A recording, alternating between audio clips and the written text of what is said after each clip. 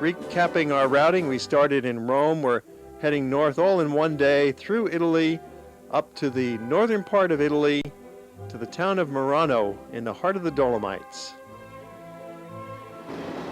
To get there, you've got to change trains in Bolzano, and then it's less than an hour on the final leg of the journey, passing some vineyards. This gives you a taste of what's to come up in Merano. They make 20 different kinds of wine in Merano, from red grapes as well as white grapes. As well, they grow a lot of different kinds of fruits and vegetables, famous for their pears, apples. They grow peaches, cherries. It's a Garden of Eden up here in northern Italy. And all of a sudden, buildings appear in the landscape that tells us we have arrived in town. Crossing the river lets us know for sure we're into the heart of Merano in just a moment, and we are off the train pulling our suitcases across the tracks in the little station. When you travel by train, you do have to pull your own suitcase from the train through the train station out front to catch a taxi. It's really quite simple to do. This town is a small spa. It's a resort town famous for its relaxed way of life and for its changeable weather. We happen to run into this little system of sprinkles and cloudy weather for a day or two. But with the arcades that run through the middle, the heart of this medieval town, we were nicely sheltered from the weather. This town is about 500 years old, and the buildings still have the original medieval feeling. The main street is closed to automobiles, so it's for pedestrians only. And it has these delightful arcades that run for several miles that are lined with shops and cafes. The restaurants are a bit surprising. We are in Italy, but they don't serve Italian food as you know it. What they're serving is Tyrolean food: dumplings, meat, sausage, potatoes, cabbage, fruits. They grow the apples and cherries right out in the backyard. The hills are covered with vineyards. So we took a stroll and learned more about the culture of the Merano area, which is really quite fascinating. They don't even speak Italian here in Merano. The older people speak only German. The younger people speak both Italian and German and some English. We'll tell you about this interesting history as we explore the castle. We're entering the Schloss Tirol, the Tyrolean castle, and it's a very pleasant outing from Merano. You take a local bus for about half an hour, and then you walk for about half an hour. You can turn around and walk backwards if you want to have a different experience. As the Chinese fad seems to be doing lately, it's a way of taking strain off muscles that you might not have used for a couple of years. So the walk finally gets us to the gate of the castle, and it's a friendly welcome.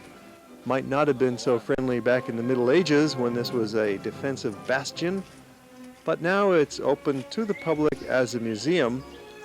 And the Schloss Tirol actually gave its name to this entire region, the region of the Tyrol. The story is that this was an independent country for nearly 600 years, and this Byzantine-style doorway is about that old. Parts of this castle go back to when it was first constructed around the year 1140. It's a remarkable building, and inside there's a small museum with some sculpture and armor and photographs and maps and diagrams of the history of the building and the region. Reenact the days of old by walking around inside this castle. Seems like a romantic setting surrounded by the vineyards, but really life in those days, 500, 800 years ago, was not nearly as pleasant as we might imagine. No heating, no running water, no sanitary facilities, but it sure looks impressive. It's a remarkably well-preserved castle. A diverse variety of cultures have blended together here over the history of Merano.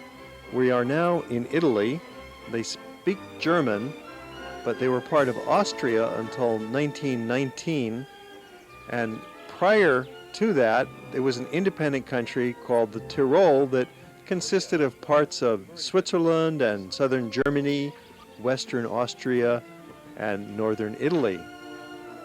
And as we learn later in the program, when we get to Innsbruck in Austria, in our historical walking tour with a local guide, this area was also part of the Holy Roman Empire that was stitched together by Maximilian I back around the year 1500, one of the early Hapsburgs. In this map you can see Merano at the center of three major linguistic areas.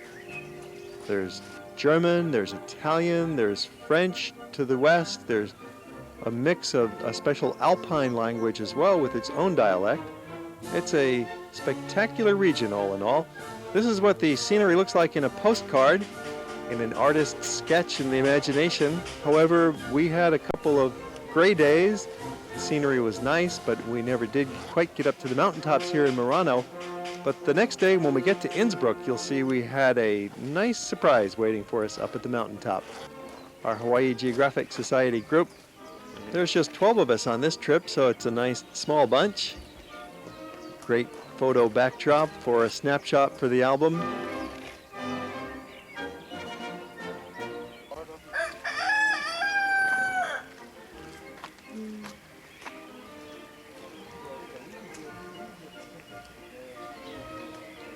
It's a very pleasant rural neighborhood.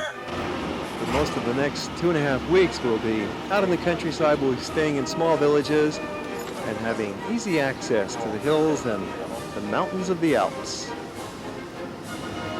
Merano has been described by Holiday Magazine as one of the most scenic spots in all of Europe.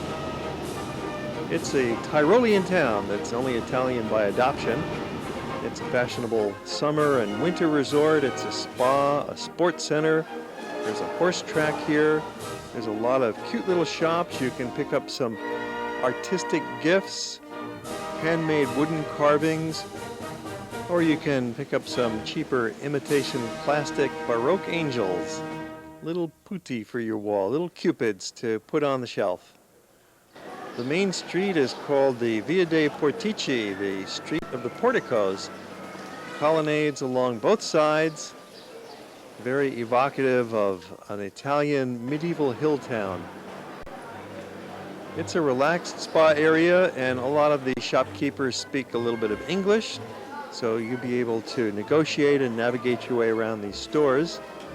There's also some interesting back streets. They have some larger hardware stores, kitchen utensil shops, and whatnot.